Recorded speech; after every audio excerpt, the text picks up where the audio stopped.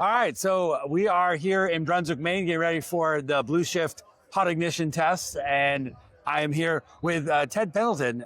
Great to meet you. Thank you for joining me today. Nice to meet you, Justin. This is great. So Sasha told me a little bit about you, and but I'd love to hear more about how you got introduced to bluShift. Well, part of it was just when they first started to come out of the gates. Yeah. It was such an interesting idea to have Maine be part of the aerospace industry and to have rockets. Right. I just thought that was fantastic. But of course, there was WeFunder and other efforts that came through as well that I thought was really, they brought it to my attention. Yeah. And I saw some news articles. What do you think about the success so far? All that's happened since you got involved. Well, it's like we've heard today, rocket science is hard. And I've spent work and done work in software with rocket scientists, and it can be very difficult. I think they've come a really long way in a very short period of time. Yeah. That's what I like about the company. One of the things that got me interested was that it came so quickly to this point. Yeah. Because normally it takes much longer. Yeah. You mentioned, how neat it is to see a Maine-based company do this. We talked a little bit offline about how, there's a scrappiness to folks from Maine that are, willing to put in the hard work and do what it takes to be successful. Do you see a lot of those similar traits with bluShift? I do. It certainly is scrappiness, but you can find scrappiness other places as well.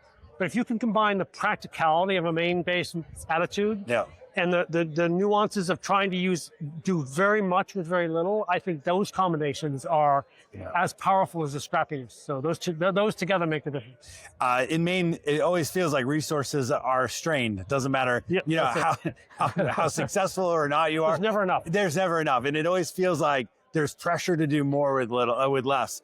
And it does feel as though bluShift has done a great job at that. So I feel you. I do. And I think part of that also means it tempers the management team and the employees.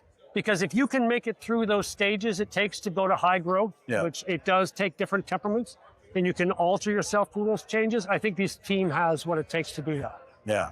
Well, let me ask you a little bit about your career. You've done a bunch of interesting things, grown companies, spent a lot of time in New York, as did I. Talk a little bit about your career that led you to here.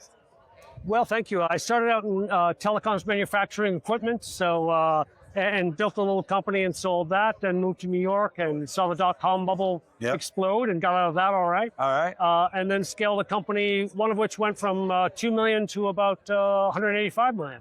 And sold that to private equity, and that may happen again. So. Oh, well, that's great. Congratulations. Thank you.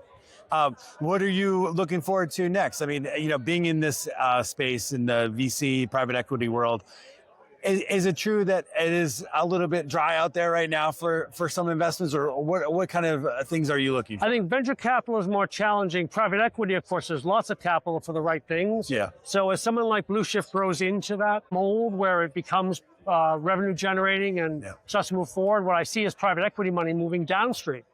So taking smaller investments for the right type of company that's structured right. And that's what it takes. Yeah.